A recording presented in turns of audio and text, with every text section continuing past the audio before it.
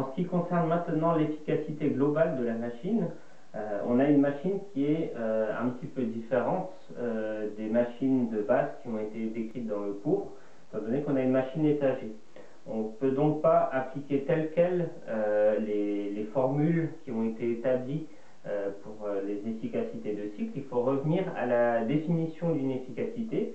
Alors, étant donné qu'on a ici globalement une machine frigorifique, son efficacité est appelée un coefficient d'effet frigorifique, que j'ai noté dans le cours avec la lettre epsilon. Donc si on parle ici du coefficient d'effet frigorifique global de notre machine, il est défini comme la valeur absolue du ratio entre la puissance utile et la puissance payée pour faire fonctionner la machine.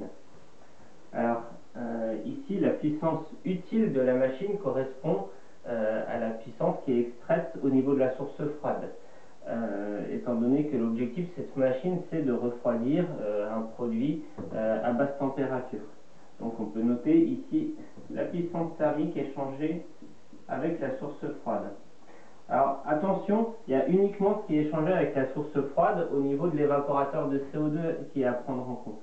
Ce qui est échangé au niveau de la changeur intermédiaire, c'est simplement de la cuisine interne du fonctionnement de la machine, mais on n'a pas spécialement d'intérêt positif de recevoir cette chaleur au niveau du cycle d'ammoniac.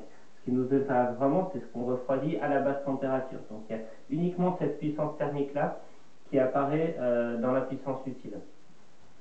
Et enfin, ce qu'on doit fournir ou ce qu'on doit payer pour le fonctionnement de la machine, c'est la puissance mécanique qui sera fournie à chacun des compresseurs.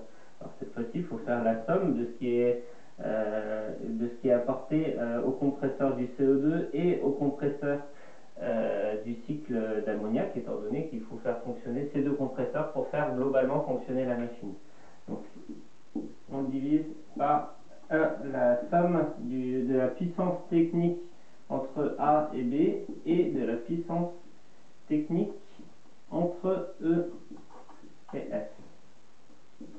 Ensuite, si on va aller plus loin dans la résolution, on va pouvoir exprimer ces grandeurs en fonction des enthalpies spécifiques des différents points du cycle. Mais attention, ici on ne peut pas simplement faire apparaître que les enthalpies spécifiques en simplifiant par le débit, parce qu'on n'a pas partout le même débit qui intervient. Pour la puissance froide et pour la puissance technique sur le compresseur CO2, c'est le débit de CO2 qui intervient, alors que dans l'expression de la puissance technique fournie au compresseur du NH3, c'est le débit du NH3, de l'ammoniac qui intervient. Il faut donc garder l'expression du coefficient d'effet frigorifique en faisant apparaître les débits massiques de chacun des fluides. Et donc ceci, on peut l'écrire comme... Alors la puissance froide, je n'ai pas forcément besoin de la respécifier en fonction des enthalpies spécifiques, vu que c'est une donnée d'énoncé. Par contre, ici, je fais apparaître le débit du CO2 multiplié par la variation d'enthalpie aux bornes du compresseur CO2, ainsi que le débit d'ammoniac multiplié par la variation d'enthalpie aux bornes du compresseur d'ammoniac. Et voilà. Alors dans mes souvenirs, on trouve un coefficient d'effet frigorifique global d'environ 1,55. En tout cas, c'est l'ordre de grandeur, hein, ça dépend un petit peu de la précision de lecture ou des appréciations différentes sur les diagrammes. Ça peut paraître faible, c'est notamment lié à la grande différence de température qu'on a entre notre source froide et notre source chaude.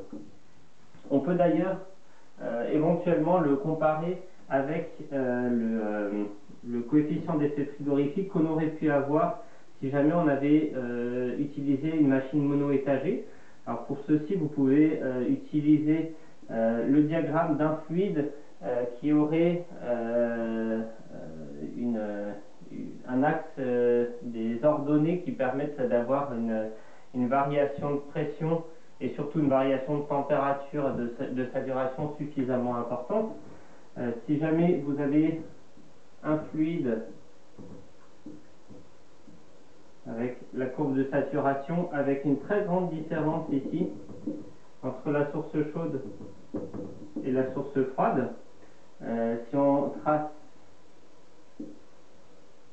un cycle de base de réfrigération, plus vous allez augmenter cette différence de température ici, plus, donc là si je descends la température basse, je décale à des entropies spécifiques plus importantes mon entrée de compresseur, donc j'augmente forcément mon travail de compresseur quand je descends la température froide, et si j'augmente la température chaude, je vais augmenter l'enthalpie de ma sortie condenseur ici. Donc si par exemple je voulais pousser la condensation vers des températures de saturation plus importantes et donc vers des pressions plus importantes, ça me décalerait mon point C ici, ce qui me décalerait automatiquement aussi mon point V, c'est-à-dire mon point d'entrée